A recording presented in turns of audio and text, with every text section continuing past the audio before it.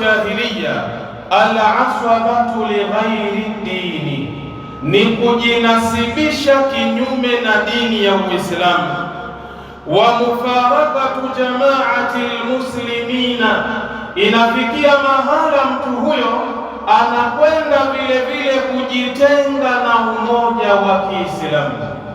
Ali bin Abbas radhiyallahu anhuma qala, kutoka kwa Abdullah mtoto wa Abbas, radhi za Mwenyezi Mungu ziwaendee wawili hawa, amesema qala an-nabiy sallallahu alayhi wasallam, amesema Mtume Muhammad, rehma na amani zimshukie yeye, man raa min amirihi shay'an yakrahuhu, yoyote yule ambaye kwamba ataona kitu, ataona jambo kutoka kwa kiongozi wake wa Kiislamu, jambo lile linamkirihisha, linamuudhi Muislamu kama yule, falyasbir alayhi, Mtume anasema awe na subra juu ya kiongozi huyo.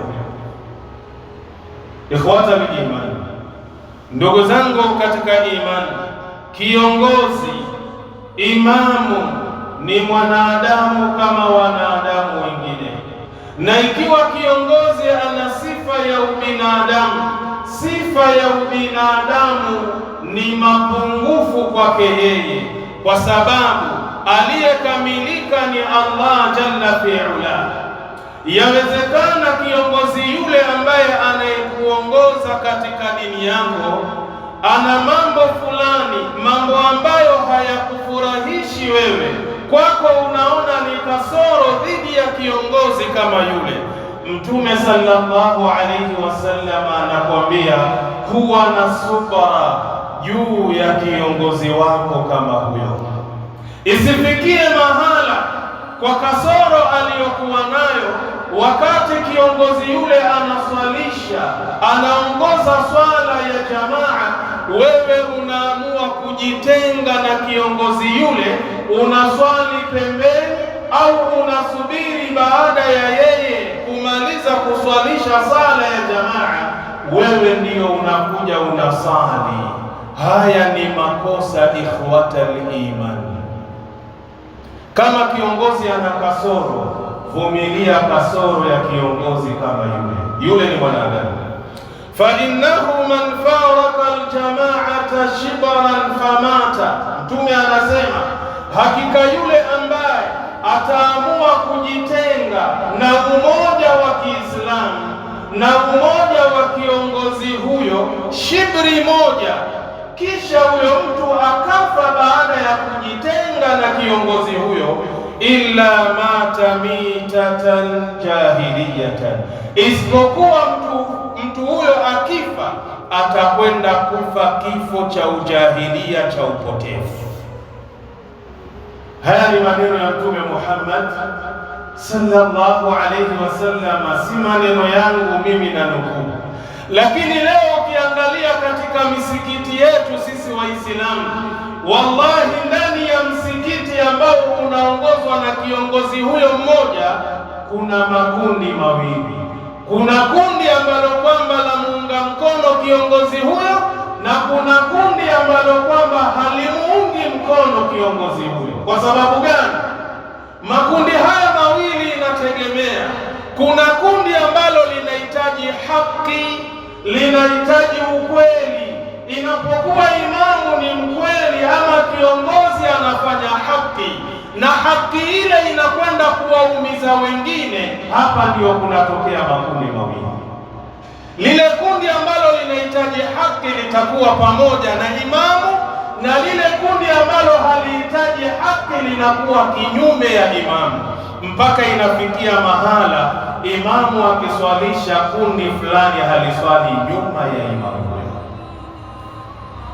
Sasa yule ambaye kwamba ataamua kujitenga na umoja wa Kiislamu shibri moja tu, akafa katika hali hiyo, Mtume sallallahu alayhi wasallam anasema mtu huyo akifa anakufa kifo cha ujahilia, cha upotevu.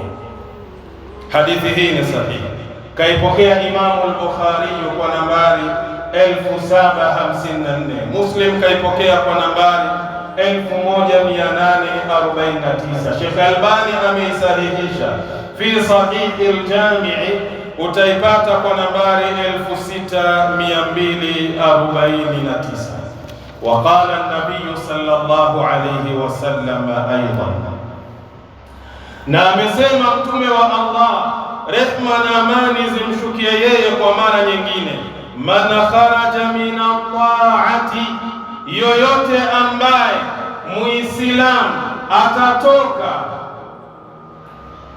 katika kumtii kiongozi, katika kuwa chini ya kiongozi wake, wafaraka aljamaata famata, akaamua kujitenga na umoja ule wa kiongozi na Uislamu, akafa baada ya kujitenga kwake, mata mitata jahiliyatan, amekufa kifo cha ujahilia cha upotevu. Waman qatala tahta rayatin ummiyatin, na yoyote ambaye atapigana vita chini ya bendera ya kiongozi ambaye hana ufahamu wa dini, hana elimu ya kisheria, yaghdhabu liasabatin, kiongozi huyo yeye anapigana kwa ajili ya ukabila, kwa ajili ya ukoo, kwa ajili ya kundi fulani, au yad'u ila asabatin, au vita vyake ni kwa ajili ya kuwaita watu katika ukabila au ukoo fulani au kundi fulani, au yansuru asabatan, au lengo lake vile vita ni kwa ajili ya kuinusuru na kuitetea jamii yake na kabila lake, fakutila, akauawa kwenye vita hivyo, fakitlatun jahiliyatun, hayo ni mauaji ya kijahilia, hayo ni mauaji ya kipotevu ya kikafiri. Sasa leo inasikitisha, jamii mbili za Kiislamu hazielewani, zinapigana, viongozi wao, maimamu wao, kila mmoja anaita jamii yake, anakaa nayo chini, anaomba mchango katika jamii ile ya kununua silaha. Lengo ni nini? Silaha zile ni kwa ajili ya kwenda kuipiga jamii fulani, na hiyo jamii ambayo kwamba inayokwenda kupigwa ni Waislamu, na hao wanaowapiga wenzao pia ni Waislamu. Yoyote ambaye atakufa kwenye vita vya aina hii amekufa kifo cha kijahilia cha kipotevu. Je, vita hivi hakuna leo? Watu wanashajiishwa, watu wanapewa morali, hapa tunapigana, ukifa unaenda peponi.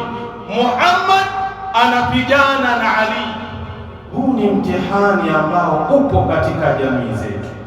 Yoyote ambaye atapigana kwenye vita hivi afahamu yupo kinyume na yupo kwenye mambo ya kijahilia, na yule ambaye atapigana akauawa, basi amekufa kifo cha kijahilia.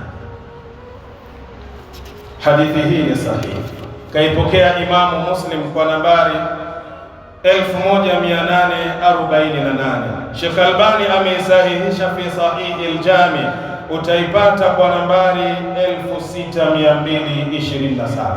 Ikhwata al-iman, ndugu zangu katika imani, amara Allahu jalla wa ala ibadahu al-mu'minina bil-i'tisami bihablillahi wa adami at-tafarruq.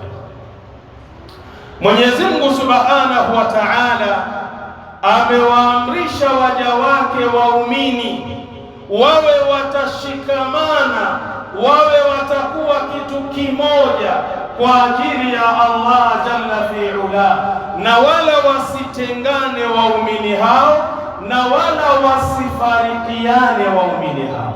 Na ndio maana Allah akasema nini?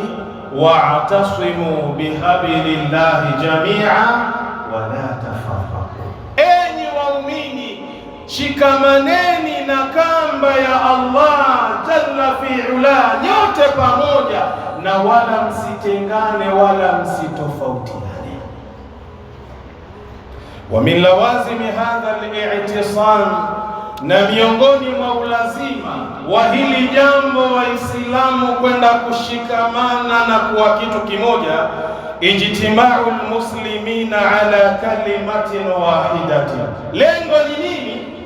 Ni Waislamu wote wakusanyike chini ya neno moja, wa imamin wahidin, na wawe chini ya imamu na kiongozi ambaye ni mmoja. Fa innahum idha taaddadat kalimatuhum, hakika ya Waislamu hao maneno yao yanapokuwa tofauti, ni mengi ya kumzungumza kiongozi huyo, watafarraqa umarauhum, na viongozi wao pia wakakosa kuwa pamoja, ikawa wanafarikiana, dhaufa sha'nuhum, jambo lao Waislamu linakuwa dhaifu, linadhoofika. Wa dhahabat shaukatuhum, na nguvu yao pia inaondoka Waislamu hao. Wa dhahara alaihim aduwuhum, na yule adui wao anakwenda kudhihirika kwa Waislamu hao. Waislamu tulipokosa umoja, Waislamu tulipokosa kuwa chini ya kiongozi mmoja, leo Uislamu umekwenda kudhoofika. Kila mahala Uislamu unapigwa vita na watu wanaangaliana, wala hakuna kurudi pamoja na kuwa kitu kimoja. Na hivyo imepelekea mpaka leo Uislamu umekwenda kudhoofika.